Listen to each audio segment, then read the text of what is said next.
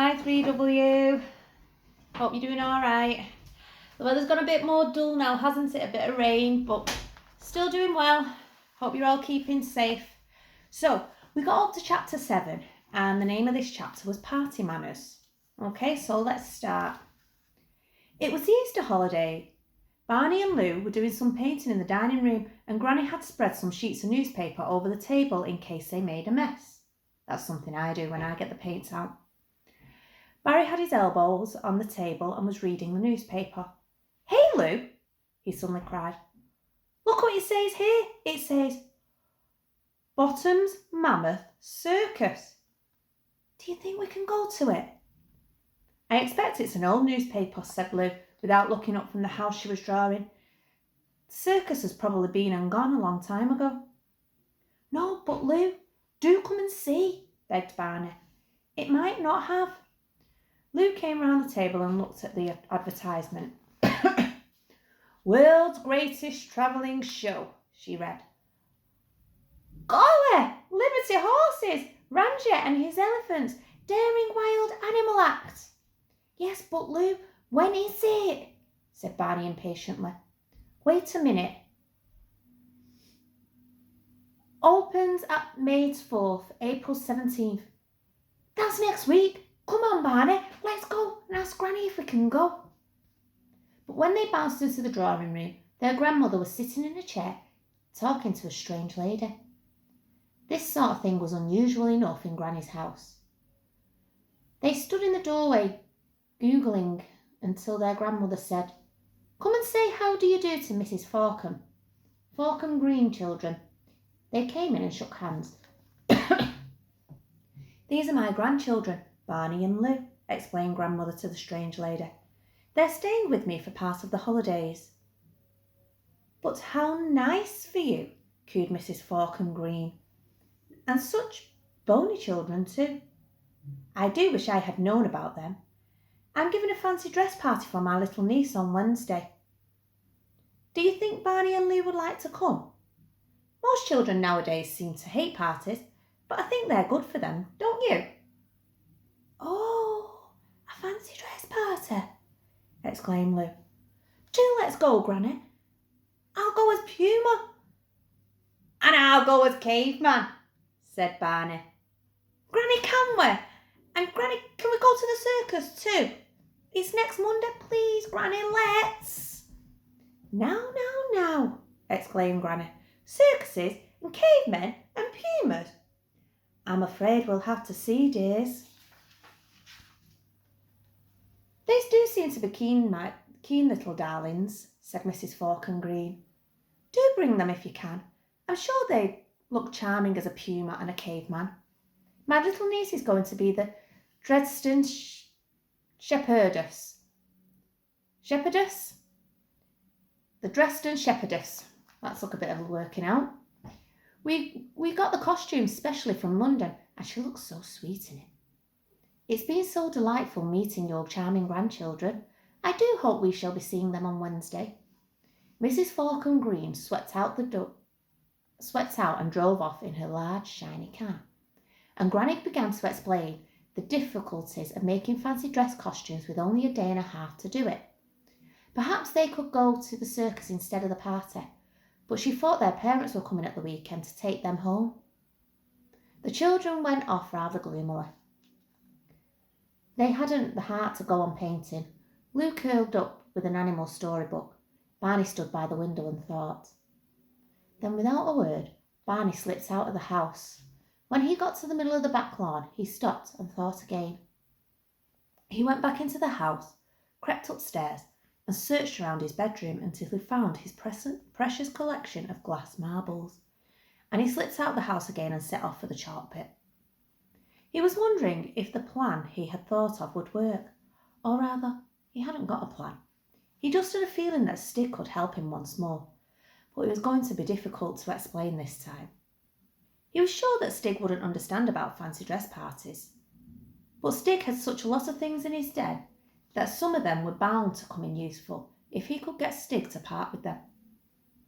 When he got to the den, he found Stig happily peeling an old umbrella somebody had thrown away down the pit. He ripped the cover off and tried it on himself in different ways. By tearing a bigger hole in the middle and climbing into it, he found it made quite a useful sort of skirt. "That's clever, Stick," exclaimed Barney. "It'll keep the rain off too." Stick then turned his attention to the frame of the umbrella. He wrenched the little struts off one by one and then sat looking at them as he laid them in a heap in front of him. Barney could tell he was wondering what he could use them for. He found the first use without thinking. It was just right for scratching an itch in the middle of his back. He looked at another one for some time and played with it in his hands. He found that he could stick its two legs into the ground so that the long part reached forward at an angle.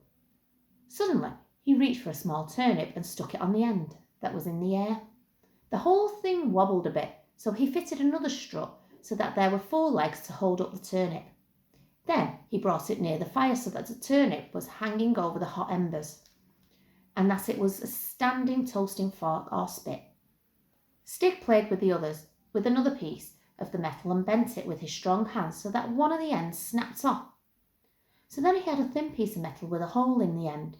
It was not long before he had rubbed the other end to a point on the rough stone, and there was a useful big needle. Very inventive, isn't he, Stick? And he's very good at recycling all the old stuff in the pit, isn't he? Stick seemed very pleased with all the things he could do with his bits of umbrella. He put the other metal parts aside, broke off the handle, which was carved like a Scotty dog, and stuck it into the wall as a decoration, and put the handle of the umbrella against the wall with his weapons. It would make a good arrow. Barney had been so fascinated watching Stig inventing uses for the bits of umbrella that he had almost forgotten why he had come. Then he remembered about the fancy dress party. He put his hand into his pocket and took out a glass marble. "I brought this for you, Stig," he said. Stig took the marble with interest, held it up to the light, grinned and put it in his mouth. What did Stig think it was? "No, no, no," cried Barney. "It's not for eating. Spit it out, Stig, please." Stig took the marble out of his mouth and looked at Barney questioningly. "It's just for playing with," explained Barney. "Look, here's another." He rolled the second marble along the ground to Stig. Stig seemed amused at the way the little glass ball rolled around, flashing in the light. He rolled his marble at Barney, and they struck and bounced apart. He played with them both for a bit and then handed them back to Barney. "No, they're for you, Stig," said Barney. "You can keep them." Stig put them carefully in a niche in the wall, and then seemed to look about for something to give Barney in exchange. He picked up 2 or 3 of his precious umbrella bones and offered them to Barney, but Barney pushed them away. "No, thank you. I don't think I want bits of umbrella," he said. Stig looked relieved. He didn't really want to part with them. He went to a pile of metal things and came back with a brass bedstead knob and offered it to Barney. Still, Barney shook his head, hoping that Stig would not be offended if he kept on refusing things. He had his eyes on a pile of skins in the corner, and Stig seemed to notice this, for he went across to it and picked up a sort of apron of rabbit skins stitched together, just like what he usually wore himself. Barney's face lit up. "Can I have that, Stig?" "Oh, thank you." He took the skin under his arm. There were a lot more skins in the pile. Barney squatted down and turned them over. There were mole skins, squirrel skins, things that looked like cat skins, and they made Barney wonder how they'd got there. Then he gave a gasp of surprise.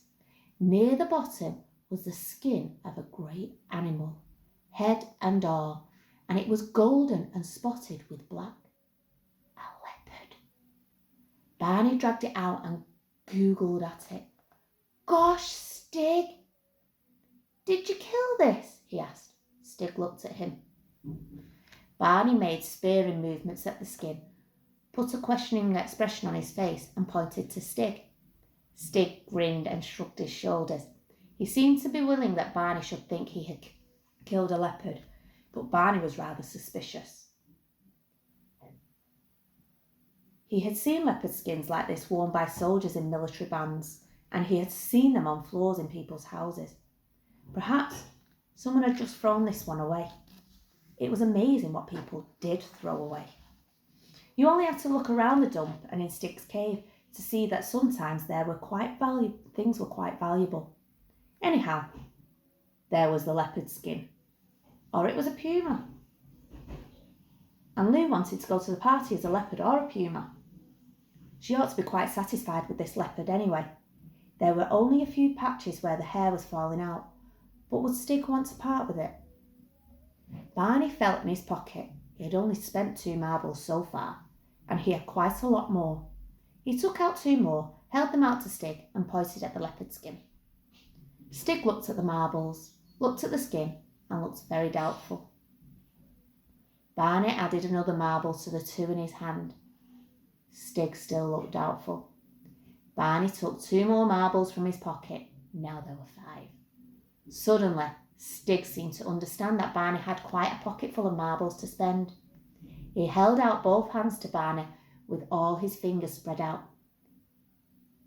10. A leopard skin cost 10 marbles, thought Barney. He hoped he had that many. He put the first 5 marbles on the ground and counted out what was left in his pocket. 6, 7, 8, 9.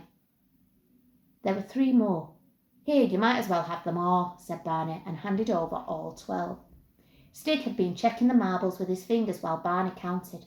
When he found he had more marbles than fingers, he was so delighted, and that he went to another corner of the cave and came back with a stone axe and a wooden handle and gave it to Barney with the skin.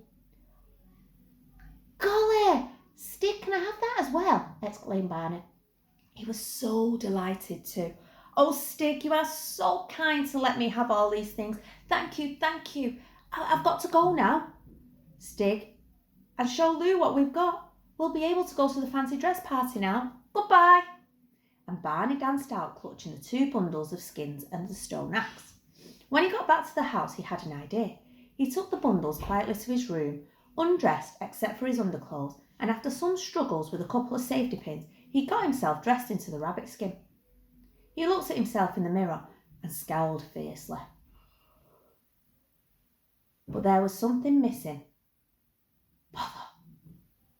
He had had a haircut only 2 weeks ago, and he didn't have nearly enough hair. He had another idea. He crept downstairs to the broom cupboard and took the head off a mop. When he tried it on his own head in front of the mirror, it looked just right. He found a way of tying it under his chin so it stayed there.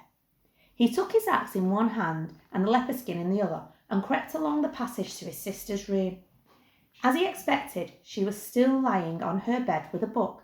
He gave a whoop and charged into the room waving his axe. Maybe you could draw a picture of what you think Barney might look like, with the rabbit skin on, the mop on his head, and the axe in his hand. Send them to me. I love seeing all your work. Lou jumped like a startled cat and faced Barney furiously. You're not to frighten people like that when they're not expecting it, she said angrily. I knew it was you, Barney. Oh, no, you didn't, chuckled Barney. Anyhow, I'm not Barney. I'm Stog, Stig's brother. And he did a war dance round the bedroom. Where have you been? Asked Lou more calmly. Me been hunting, said Barney. Look what I killed. And he threw the leopard skin on the floor. Lou's eyes nearly popped out of her head. Golly, Barney, where did you get that? She said. Killed it in the wood, boasted Barney. No, tell me honestly, Barney, please. Well, I didn't really kill it. I was just pretending, said Barney. I got it from Stig. Oh, Stig, scoffed Lou. You and your Stig. You mean you found it in the dump? I got it from Stig, I tell you, repeated Barney. And you owe me 12 marbles. You needn't have it if you don't want it. And he snatched it away. No, please, Barney. Let me have it. It's a lovely leopard skin. I'll get you some marbles next time we go into town. Come on, help me try it on. Between them, with the help of pins and strings, they managed to dress them in the leopard skin. The bare patches hardly showed, and it didn't really smell any more than a real leopard would. And once Lou was inside the skin, she became more like a big cat than any leopard had ever been. She wrinkled up her nose and spat and slunk and clawed. They hunted each other in and out the bedrooms and along the passages, and then Lou said, "Pretend I'm a tame leopard, and you're my master, and we live in this cave." And they crept under Lou's bed and curled up. Barney said, "Look, Lou, about the party on Wednesday. I know where the house is, just through the woods. We needn't even ask Granny to take us. We'll just go." And I'm going to leave it there. Okay? Hope you're all safe and well. Take care. See you soon. Bye-bye.